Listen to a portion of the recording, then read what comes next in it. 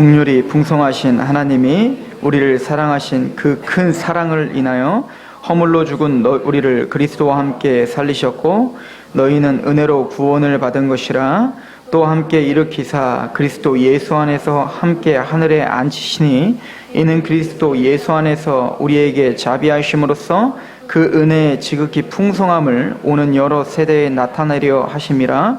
너희는 그 은혜에 의하여 믿음으로 말미암아 구원을 받았으니 이것은 너희에게서 난 것이 아니요 하나님의 선물이라. 행위에서 난 것이 아니니 이는 누구든지 자랑하지 못하게 함이라. 우리는 그가 만드신 바라 그리스도 예수 안에 선한 일을 위하여 지으심을 받은 자니 이 일은 하나님이 전에 예비하사 우리로 그 가운데서 행하게 하려 하심이니라. 아멘. 우리 잠시 기도합니다. 하나님 아버지, 거룩한 말씀 앞에 우리가 섭니다. 말씀을 전하는 사람이나 하나님의 말씀을 듣는 귀한 하나님 백성들이나 그 말씀이 통치하게 하시고 그 말씀 앞에 겸손케 될 수 있도록 주여 도와주옵소서. 이 시간 온전히 성삼위 하나님만 왕이 되시고 그 말씀만 우리를 다스려 주옵소서. 예수 그리스도의 이름으로 감사하며 기도하옵나이다. 아멘.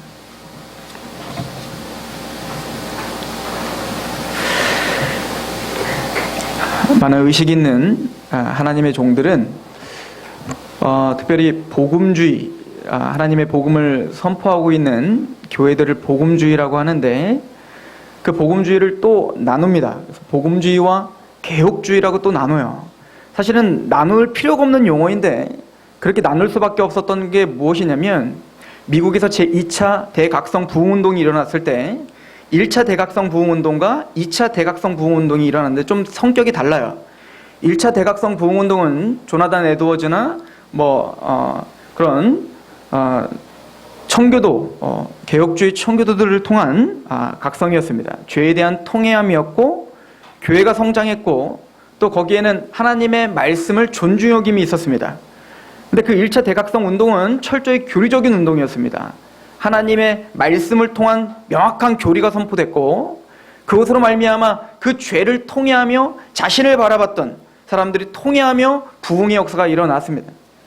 그러나 미국에 일어났던 제2차 각성 운동은 찰스 피니와 무디와 같은 그런 목사님들을 통해서 일어났는데 그때는 교리적이기보다 감정적이고 의지적인 부흥운동이었습니다.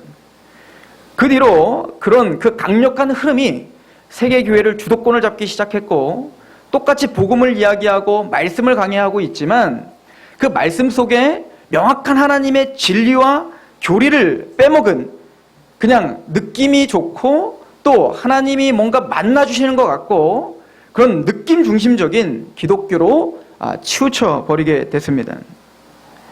그리고는 의식 있는 많은 목사님들은 또 신학자들은 이 상황, 현대 기독교의 상황을 바라보면서 복음을 전하고는 있지만 그 복음의 깊이를 성경적인 깊이대로 가르치지 않고 있다라고 이야기를 합니다. 그럼 문제점들이 몇 가지가 나타나는데 그 복음의 깊이를 성경에서 말하는 깊이대로 가르치지 않으면 먼저 그의 삶과 그가 바라보는 추구하는 어떤 보상 심리가 성경이 바라보고 있는 보상과는 다른 것을 바라보게 한다는 거예요. 요즘에 보통 행복이라는 것과 쾌락이라는 것을 우리는 나누는 걸 잘 아시죠? 예를 들어서 성 중독자들이나 아니면 마약 중독자 같은 사람들은 쾌락을 추구하며 사는 거예요. 그럼 그 사람들이 쾌락을 추구하는 것은 우리 뇌에 어떤 그 보상을 조장하고 있는 그 뇌가 어떤 급속한 빠른 보상들만 바라보게 해서 이제는 진짜 행복이라는 거, 그 행복은 사실은 고난을 통과하고 인생을 살고 쉽게 주어지는 게 아니란 말입니다. 뭔가 노력이 있어야 되고 또 그 가운데는 뭔가 평안함으로 기다림이 있어야 돼야 행복이 찾아오는 건데 쾌락은 다르죠.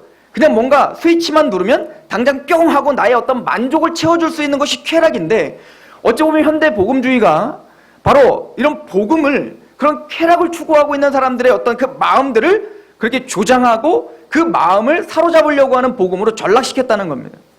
그러기 위해 우리가 지난주에 살펴봤듯이 바로 복음을 선포할 때 죄에 대해서 침묵한다는 것이었습니다.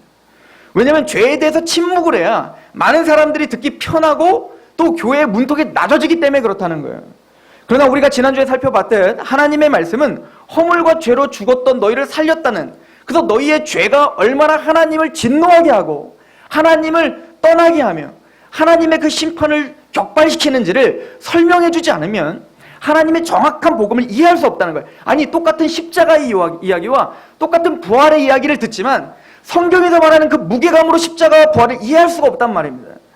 그러다 보니까 성경에서 말하는 십자가와 부활을 그 말씀에서 말하는 무게감대로 우리가 듣지를 못하니까 그 열매는 꼭 쾌락을 추구하는 것처럼 지금 당장 뭔가 내가 십자가와 부활을 따라갔으니 지금 당장 나에게 주어지는 어떤 보상이 있지 않으면 교회에 대해서 원망이 생기고 또 나의 신앙에 대해서 원망이 생기기 시작하더라는 겁니다. 그러니까 진짜 하나님이 주고자 하는 그 행복과 진짜 하나님이 주고자 하는 그 상급과 진짜 하나님이 주고자 하는 그 약속들은 성경에 계속 빼곡하게 우리에게 기록해 있는데 그 약속들을 바라보기도 전에 먼저 보상을 우리에게 쾌락적인 보상들을 주기 때문에 정작 우리가 진짜 바라봐야 될 그 행복과 하나님의 그 소원과 하나님의 그 목적을 바라보지 못하게 하는 것이 가장 큰 패단이다라고 이야기를 하고 있는 거예요. 오늘 사도 바울은 죄에 대한 이야기를부터 시작을 했다고 했습니다. 그리고는 너희들이 얼마나 하나님을 믿기 어려운 사람들인지를 설명하고 있다고 했습니다. 그리고 오늘 사도 바울은 이제는 에베소서 전체를 이끌어갈 이제는 중요한 핵심을 이야기하고 있는데 하나님이 너희에게 주는 그 보상은 세상 사람들이 쾌락을 쫓는 것처럼 보여지고 만져지고 그런 지금 당장 잡히는 것이 아니라는 것을 우리에게 설명해주고 있는 거예요. 그런데 어느 순간 기독교는 이제는 예수님을 믿으십시오. 그러면 지금 보여지고 만져지고 여러분들 만족시킬 지금 당장 쾌락을 채워줄 겁니다 라고 설명하고 있다는 겁니다. 이게 가장 큰 문제라는 거예요. 그런데 오늘 사도 바울이 우리에게 알려주는 보상은 그런 것들이 아니었습니다. 2장 1절부터 우리가 한번 쭉 읽어보면 그는 허물과 죄로 죽었던 너희를 살리셨도다. 그때 너희는 그 가운데 행하여 이 세상 풍조를 따르고 공중의 권세 잡은 자를 따랐으니 곧 지금 불순종의 아들들 가운데 역사하는 영이라. 우리는 죽어 있었다는 겁니다. 아예 죽어 있어서 하나님의 말씀을 들을 수 없을 정도로 우리는 타락했고 완전히 죽어 있는 상태다라고 이야기를 했어요. 그리고는 3절에 전에는 우리도 그 가운데서 우리의 육체의 욕심을 따라 지내며 육체의 마음에 원하는 것을 하여 다른 이들과 같이 본질상 진노의 자녀, 하나님의 진노의 자녀들이었다라고 이야기를 합니다. 그리고 4절에 국률이 풍성하신 하나님이 우리를 사랑하신 그 큰 사랑으로 인하여 허물로 죽은 우리를 그리스도와 함께 살리셨고 너희는 은혜로 구원을 받은 것이니라. 이 살리셨다라고 하는 것은 바로 거듭남을 이야기하는 거예요. 우리는 허물과 죄로 완전히 죽어 있어 하나님이 우리에게 하나님의 전적인 은혜로 우리를 살리셨다는 거예요. 이거는 기적인 겁니다. 자, 죽어있는 시체를 보고 아무리 거기서 좋은 이야기를 하고 일어나라 너에게 좋은 모든 것이 있다 내가 준비해놨다 아무리 이야기해도 시체는 누워있는 겁니다. 왜냐하면 들을 수가 없단 말이에요. 우리는 아무리 하나님의 말씀을 듣고 하나님의 거룩한 나라를 아무리 설교를 해도 우리 스스로는 그 말씀을 이해하거나 그 말씀에 감격하거나 그 어떤 우리의 실력이 없다라고 성경은 가르쳐주고 있는 거예요. 예수님께서 니고데모에게 말한 것처럼 물과 성령으로 거듭나지 않으면 너에게는 아무 소망이 없다라고 설명을 했죠. 그리고는 더 나아가서 6절입니다. 또 함께 일으키사 그리스도 예수 안에서 함께 하늘에 앉히시니. 자, 사도 바울이 알려주는 보상은 뭐죠? 이 땅의 것을 넘어갑니다. 그럼 어디로 갑니까? 예수님이 십자가에 죽으셨을 때 우리가 죄 가운데서 죽었습니다. 또한 예수님이 부활하셨을 때 우리는 거기 연합되어 우리는 새로운 생명으로 새로운 피조물로 다시 태어났습니다. 그래서 예수님이 십자가에서 죽으셨다 부활하신 것처럼 육체로 부활하신 것처럼 우리도 그 육체를 덧입을 것을 믿는 거예요. 더 나아가서 예수님은 부활하신 이후에 40일 동안 이 땅에 머물고 계시다가 그 40일 이후에는 뭡니까? 승천하셔서 하나님의 우편에 앉으셨습니다. 영광 중에 앉으셨고 하나님의 영광 중의 나라에 임하셨습니다. 그런데 오늘 말씀을 보시면 우리를 함께 일으키사 그리스도와 함께 하늘에 앉히셨다라고 과거형으로 쓰여 있어요. 우리에게 주는 보상은 이미 우리가 받았는데 예수님의 십자가에 연합하여 우리의 죄가 사함을 받고 부활하여 우리는 영원한 천국 백성으로 다시 태어났습니다. 그리고 더 나아가 이제는 예수님이 재림하실 때 예수님의 부활의 몸을 입은 것처럼 그 영광스러운 몸을 우리 곧 덧입게 될 거란 말이에요. 그리고 더 나아가 우리는 이 땅을 살아가고 있어요. 이 땅을 고난 가운데 살아가고 있지만 우리는 이미 이 땅을 살아가고 있지만 어디에 앉아있는 사람이라는 거예요? 하늘의 하나님의 우편에 예수님과 함께 연합하여 함께 앉아있는 영광스러운 왕들이다 라고 이야기하고 있는 겁니다. 성경은 그래서 우리에게 왕같은 제사장이라고 이야기합니다. 하나님의 유업을 이을 하나님의 왕자들이라고 이야기하는 거예요. 어느새 우리는 이 영광스러운 기업을 바라보지 못하게 한 것입니다. 예수님께서 누가복음 7장에 아주 중요한 이야기를 하고 계십니다. 예수님은 바리새인네 집에 들어갑니다. 이름은 시몬이라고 하는 바리새인인데요. 누가복음 7장에 예수님이 바리새인이었던 그 시몬의 집에 찾아 들어갔는데 갑자기 한 여인이 득달같이 문을 열고 들어옵니다. 그러면 갑자기 엎어져서 자신의 향유를 깨트려가지고 예수님의 발에 붓습니다. 그걸 보고 이 시몬은 마음에 탐탁치 않은 생각을 하게 됩니다. 그때 예수님은 그 마음을 꿰뚫어 봅니다. 그리고는 탐탁치 않게 여기는 그 바리새인 시몬에게 주님 아주 중요한 이야기를 합니다. 이게 누가복음 7장 44절의 말씀인데요. 그 여자를 돌아보시며 시몬에게 이르시되 이 여자를 보느냐? 내가 내 집에 들어올 때 너는 내게 발을 씻을 물도 주지 아니하되 이 여자는 눈물로 내 발을 적시고 그 머리털로 닦았으며 너는 내게 입맞추지 아니하였으되 그는 내가 들어올 때부터 내 발에 입맞추기를 그치지 아니하였으며 너는 내 머리에 감람류도 붓지 아니하였으되 그는 향유를 내 발에 부었느니라. 이러므로 내가 내게 말하노니 그의 많은 죄가 사하여졌도다. 이는 그의 사랑함이 많음이라. 사함을 받은 일이 적은 자는 적게 사랑하느니라. 자, 이 이야기를 하시기 전에 예수님은 그 탐탁치 않게 여기는 그 시몬에게 하신 말씀이 있어요. 너 한번 잘 생각해봐라. 100데나리온 빚진 자와 50데나리온 빚진 자가 있다고 한번 생각해보자. 그런데 도저히 그들 스스로는 갚을 길이 없어. 그 주인이 100데나리온 빚진 자와 50데나리온 빚진 자를 동일하게 다 탕감해줬다고 해보자. 그러면 누가 더 그 주인을 사랑하겠느냐? 100데나리온 빚진 자를 탕감받은 자가 주님을 더 사랑하겠느냐? 아니면 50을 빚진 자가 주님을 그 주인을 더 사랑하겠느냐? 그랬더니 바리새인 시몬이 정확하게 대답하죠. 100데나리온입니다. 많은 것을 탕감받은 자가 당연히 더 많은 것을 감사하고 사랑하겠죠. 그 말이 맞다. 그리고는 바로 여자를 돌아보시고 이 말씀을 하신 거예요. 이 바리새인 시몬도 대단히 괜찮은 사람입니다. 왜냐하면 그 당시에 예수님을 바리새인들과 서기관들은 다 죽이려고 했단 말입니다. 예수님을 그냥 들어보지도 않고 어떻게 했어요? 반격하길 원했고 자신의 기득권과 자신의 어떤 유익들을 빼앗아가는 자로 만들어버렸단 말입니다. 그래서 예수님을 죽이고자 했단 말이에요. 그런데 그런 바리새인이었던 시몬이 누구를 초청하고 있는 겁니까? 예수님을 초청하고 있는 거예요. 또한 그 예수님에게 대화를 하고 있고 예수님의 말씀을 듣고 있는 겁니다. 선생이요 하며. 즉 오늘날도 마찬가지입니다. 지금 세상은 바로 예수님과 복음을 받아들이지 않는 시대인 거예요. 어느 때나 그렇겠죠? 예수님이 재림할 때까지 그럴 것입니다. 그런데 교회 안에 그래도 이 시몬과 같이 점잖은 사람들이 있습니다. 예수님은 좋은 선생님입니다. 예수님의 가르침을 듣고 싶습니다. 호기심도 생겼습니다. 지금까지 내가 알고 있었던 진리와 내가 알고 있었던 어떤 그런 가르침보다도 훨씬 더 위대하며 하나님과 가깝고 그리고 나의 삶을 좀 변화시켜 줄 것 같은 굉장히 좋은 가르침임을 아마 이 사람은 인식했던 것 같습니다. 겸손하게 그에게 배우려고 했던 것 같습니다. 그래서 그 예수님을 아마 바리새인이 예수님을 초대한다는 것은 굉장히 큰 헌신이 필요했을 것입니다. 그래서 이 바리새인 시몬은 예수님을 초청했습니다. 그에겐 예의가 있었습니다. 그는 공손했습니다. 또 얼굴과 얼굴을 대하고 토론할 준비가 되어 있었습니다. 그리고 그는 냉철했습니다. 그러나 그게 전부였어요. 지금 예수님은요, 이 바리새인 시몬과 이 여인을 비교하며 우리에게 설명해주고 있습니다. 또한 이 여인은 우리가 잘 아는 것처럼 제자들 앞에서 바로 향유를 부었던 그 여인이겠죠? 근데 그 여인을 이야기하며 제자들에게 뭐라고 이야기하죠? 복음이 선포되는 일에 이 여인도 같이 전하라고 했습니다. 이 이야기는 복음과는 떨어질 수 없는 무엇인가가 지금 이 이야기에 담겨 있다는 얘기인 거예요.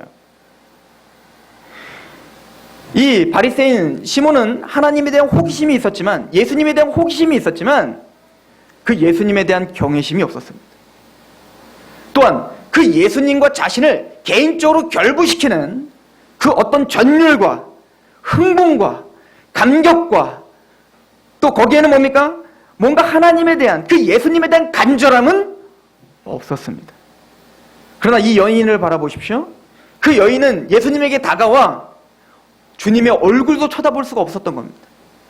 주님의 그 얼굴을 쳐다볼 수 없어. 그냥 고개를 수그려. 그리고는 예수님의 머리에도 볼 수 없어. 그 발에 향유를 붓고 발에 그렇게 입맞춤을 하고 있는 모습을 보여주고 있습니다. 예수님이 말합니다.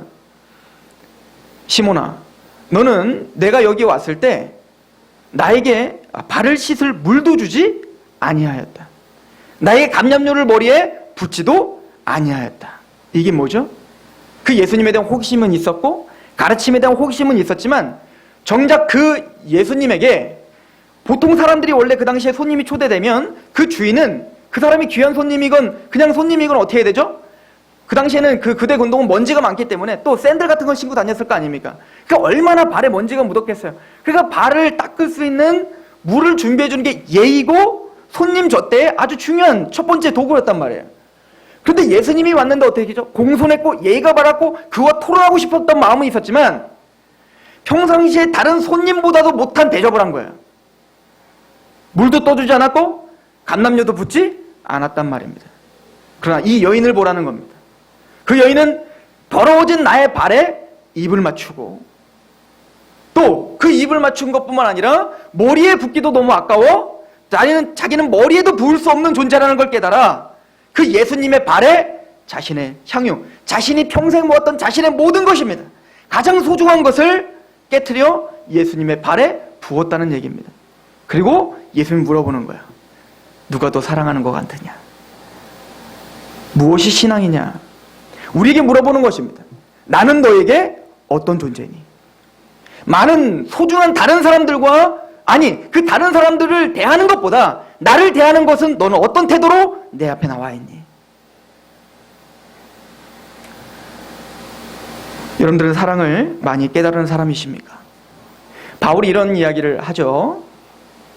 죄가 더한 곳에 은혜가 더하다라고 이야기합니다. 그 얘기는 몹쓸 짓 많이 하는 사람들이 하나님의 은혜를 더 많이 깨달은다는 얘기 아니에요. 이 얘기는 사도 바울이 한 얘기인 겁니다. 사도 바울은 거룩한 하나님의 사역을 마칠 때쯤 나는 죄인 중에 괴수입니다라고 고백했다면 즉 똑같은 죄인인 거예요. 그 어떤 사람이 하나님 앞에 나는 조금 더 죄인이고 나는 조금 더 잘난 사람입니까? 라고 누가 감히 누구를 심판하고 누구를 비판하겠습니까? 우린 다 벌레만도 못한 사람이요? 하나님의 말씀 앞에 서면 우린 다 통해할 수밖에 없는 사람들이면 출발점이 같단 말이에요. 그러나 그런 죄인들 중에 두 가지 죄인으로 깨닫는 거예요. 하나는 뭡니까? 자신의 죄를 인지하지 못하는 죄인. 하나는 자신의 죄를 하나님 앞에 통해하며 인지하는 죄인. 이 두 가지밖에 없다는 것입니다. 똑같은 죄인인 것을 성경 가르쳐주고 있죠. 이게 허물과 죄로 죽었다라고 이야기하는 거예요. 요즘에 제가 성경을 연구하면서 특별히 요즘에 우리 그 새벽 예배 때 에스라서를 마치고 느헤미야서를 하고 있었죠. 여러분들도 다 개인 묵상하고 계시죠? 내용 다 알고 있으니까 제가 줄거리만 얘기해 드립니다. 에스라와 느헤미야가 공통된 특징이 있습니다. 그게 뭐냐면 하나님의 율법책에 집중한다는 겁니다. 하나님의 언약책에 집중한다는 거야. 그 하나님의 말씀 앞에 집중을 하다 보니까 동일한 공통점이 있는데 통해하더라는 겁니다. 자신의 가슴을 찢더라는 겁니다. 에스라가 나는 하나님의 율법을 연구하고 준행하고 부지런히 가르치기로 결심한 그 이후에 하나님의 말씀을 연구하면서 또한 돌아와서 자신의 민족들을 바라봤을 때 그 죄가 얼마나 큰 것인가를 깨닫게 된 거예요. 느헤미야도 마찬가지입니다. 수문학 광장에 그 대부흥이 일어났을 때 많은 백성들은 에스라를 통해서 이미 말씀의 맛을 본 사람들입니다. 그 말씀의 맛을 봤던 그 많은 백성들은 에스라를 불러주십시오. 그래서 에스라가 율법책을 들고 수문학 광장에 옵니다. 그리고 에스라가 말씀을 펴 읽기 시작할 때 모든 백성들은 다 그 자리에서 일어납니다. 하나님의 말씀을 경외하는 거예요. 하나님 말씀을 존중히 여기는 겁니다. 그리고 많은 사람들이 하나님 말씀 앞에 일어나 말씀을 읽으며 가슴을 찢으며 통회합니다. 왜일까요? 하나님의 말씀을 그대로 묵상하니 자신이 얼마나 큰 죄인인지를 깨닫게 되더라는 것입니다. 그 반대가 무엇인 줄 아십니까? 하나님의 말씀을 떠나면 나는 괜찮은 사람인 줄 알고 살더라는 거예요. 요시야 시대가 있죠? 우리가 이제 가을이 됐어요. 이제 하반기입니다. 우리가 처음에 2015년도를 시작했을 때 말씀이 바로 이 말씀이죠? 모르셨던 건 아니죠? 같이 한번 읽어볼까요? 열왕기하 23장 3절 시작. 이 책에 기록된 이 언약의 말씀을 이루게 하리라 하매 백성이 다 그 언약을 따르기로 하니라. 요시아의 말입니다. 요시아가 종교개혁을 일으켰죠. 그때 요시아 때에 이 요시아가 하나님의 율법책을 발견했어요. 재밌죠? 하나님의 율법책을 어떻게 했다고요? 발견했단 말입니다. 성전에서. 그러니까 그때까지는 하나님의 율법책과 언약책을 안 가지고 신앙생활했다는 얘기인 거예요. 그리고는 요시아가 그 율법책과 언약책을 발견하고 깜짝 놀래 울부짖으며 가슴을 찢습니다. 이게 공통된 특징이에요. 그 가슴을 찢고 회개하며 요시아가 종교개혁을 일으키기 시작합니다. 그때 성경에는 충격적인 사실들을 보여줘요. 하나님의 성전에서 바알을 숭배하는 그릇들을 빼내기 시작합니다. 또한 하나님의 성전에 아세라 목상이 있었어요. 또한 하나님의 성전에 남창의 집이 있었습니다. 그걸 부셔버렸어요. 아니, 성전이 얼마나 큰 것도 아니고 그 성전 안에 바알을 숭배하는 그릇들이 있었고 아세라 목상이 있었고 또 그것 안에 지금 뭡니까? 남창. 그 당시에 바알 숭배자들은 그 바알에게 비를 내리게 하기 위해서는 여선지자에게 가서 성관계를 맺어요. 그래서 성관계를 맺으면 하나님이신 바알이, 걔네가 말하는 하나님인 바알이 흥분을 해. 그래서 아세라라고 하는 여신과 성관계를 맺어서 비를 내리게 해줘. 그러면 풍요와 번영과 우리 이 땅의 어떤 그 약속들을 하는 그런 추잡한 신이란 말입니다. 그런 추잡한 신에 그래서 남창이라는 게 있었던 거예요. 더 충격적인 사실은 요시아가 율법책을 발견하고 종교개혁 마지막 종지부를 찍은 것은 유월절을 드리자라고 한 것입니다. 유월절은 이스라엘 백성들의 3대 절기죠. 유월절과 오순절과 그리고 장막절인 거예요. 근데 이 세 절기 중에 특히 구원의 경험, 출애굽의 경험에 모든 내용이 다 농축해 있는 복음과 같은 유월절을 한 번도 지킨 적이 없는 겁니다. 사사시대 이후로. 근데 그 어떤 왕들도, 어떤 지도자들도, 어떤 선지자들도 그거에 대한 문제제기를 하지 않았던 것입니다. 왜일까요? 하나님의 율법책을 몰랐기 때문에 그렇습니다. 그리고 느헤미야 시대에 이 느헤미야가 에스라를 통해 스모락 광장에서 그 부흥의 운동을 일으켰을 때 하나님의 율법책을 보고 동일하게 느헤미야와 에스라와 모든 백성들이 가슴을 찢으며 통회하며 하나님의 율법책에 집중하면서 그때 또 충격적인 하나 사실을 기록해 놓습니다. 초막절을 지내자. 그리고 성경에 여호수아 때 이후로 한 번도 초막절을 지키지 않았더라. 이게 하나님의 백성들의 모습이었습니다. 그들은 한 번도 바알신을 섬긴다고 생각한 적이 없습니다. 한 번도 하나님을 떠난 적이 없다고 생각했어요. 제사도 드렸고 그들 나름대로 어떤 규칙도 있었고 그들 나름대로 엑스타시한 경험도 있었단 말입니다.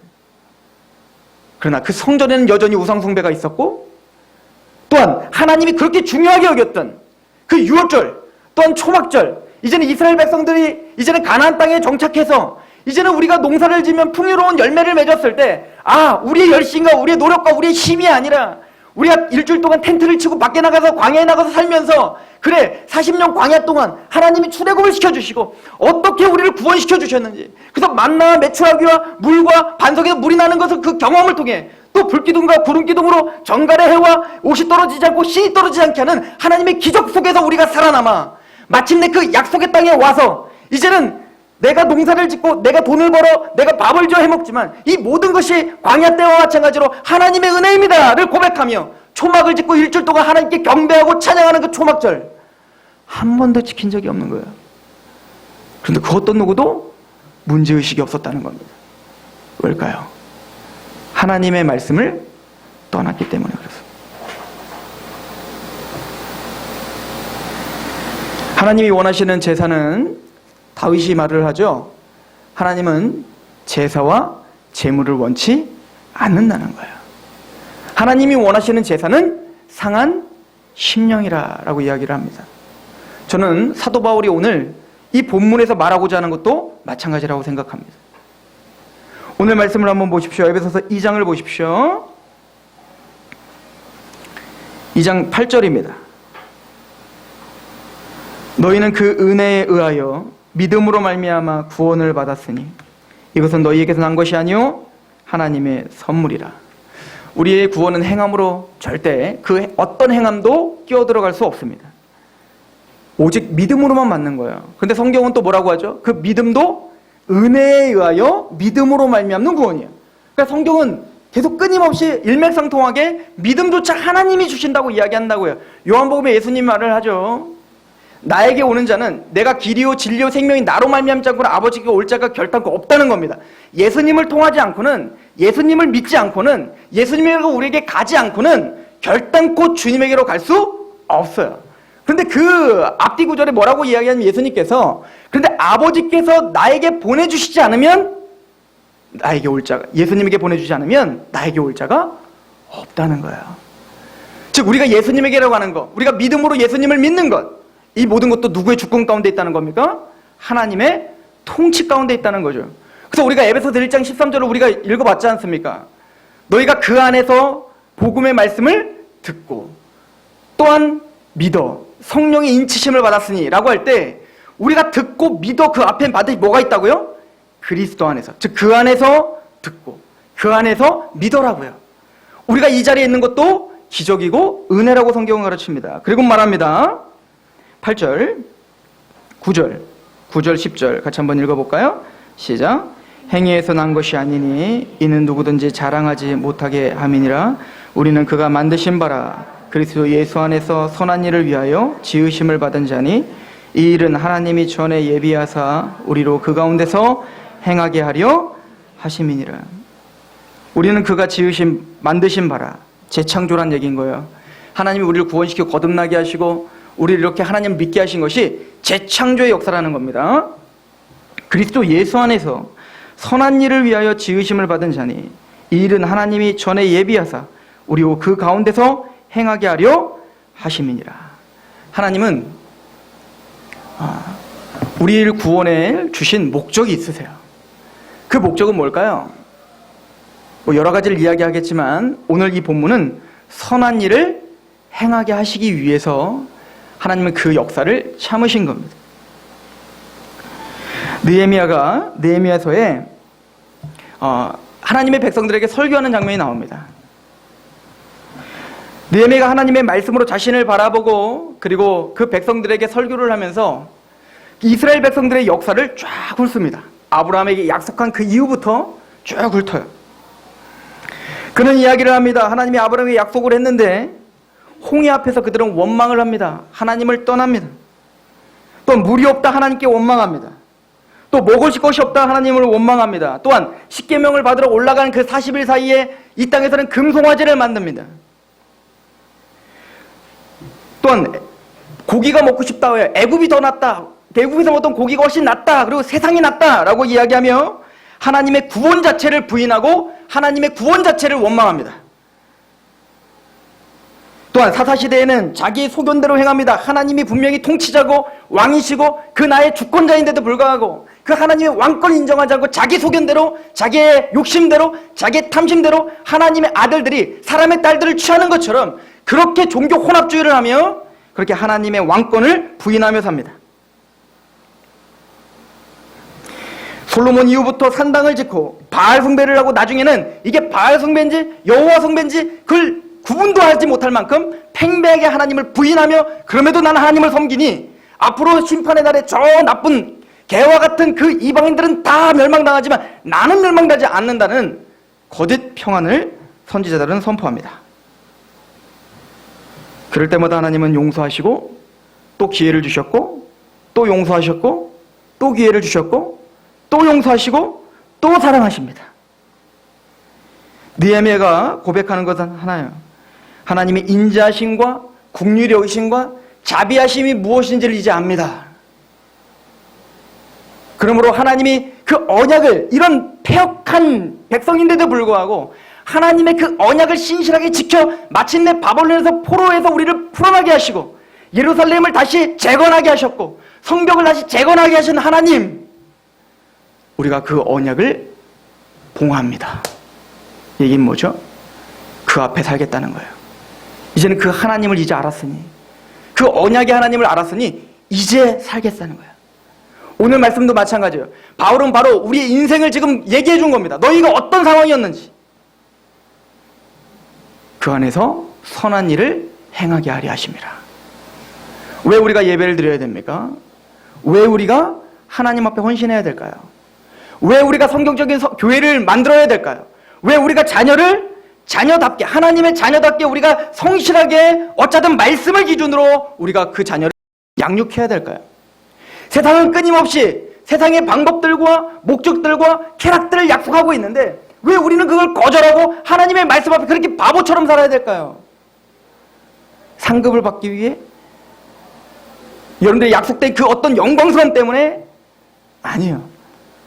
그냥 그 예수님의 십자가의 은혜가 너무 사랑스러워서 하나님 앞에, 그 예수님 앞에 머리에 부을 수 없는 존재, 예수님에게 머리에 부을 그 향유를 그 발바닥에 엎드려 부을 수밖에 없는 그 처절한 낮아짐의 상태.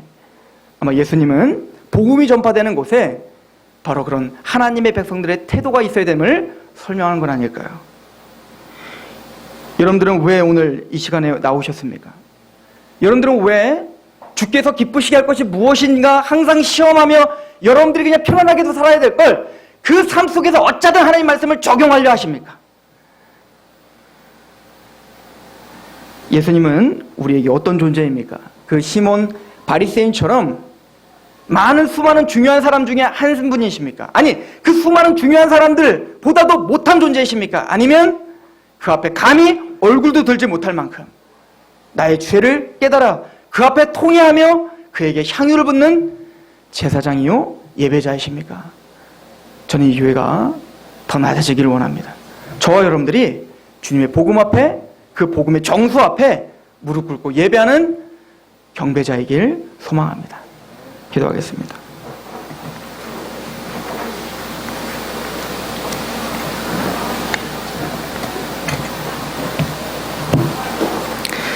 자랑하는 자는 이것으로 자랑할지니 곧 명철하여 나를 아는 것과 나 여호와는 사랑과 정의와 공의를 땅에 행하는 자인 줄을 깨닫는 것이라. 나는 이 일을 기뻐하노라. 여호와의 말씀이니라. 하나님, 우리의 자랑이 무엇이겠습니까? 부유함을 자랑하기보다, 나의 명철을 자랑하기보다, 나의 그 어떠함을 자랑하기보다 그 십자가를 아는 지식, 그 복음을 아는 지식, 하나님을 아는 그 지식을 기뻐하는 하나님 백성들 되게 하시옵소서.